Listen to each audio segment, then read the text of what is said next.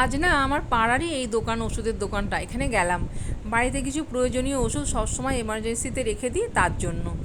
যাই হোক, গিয়ে দেখলাম ভদ্রমহিলা নিচের র্যাকটাকে খালি করে দিয়েছে এই বাচ্চাগুলোকে থাকার জন্য। জানো তো, আমার দেখে এত ভালো লাগলো। কেউ যদি ওদেরকে একটু যত্ন করে, আমার খুব ভালো লাগে, ওরা ভালো থাকুক।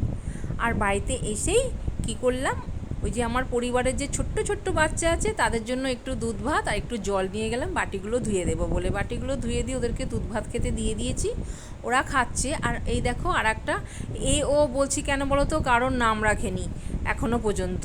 তো ওরা না খুব তাড়াতাড়ি বড় হয়ে গেলে আমি একটু নিশ্চিন্ত হব। আর এইটাকেই ওই আর কি সিরিঞ্জে করে খাইয়ে খাইয়ে বড় করেছি, তাই একটু আমার প্রতি ন্যাকটা হয়ে গেছে।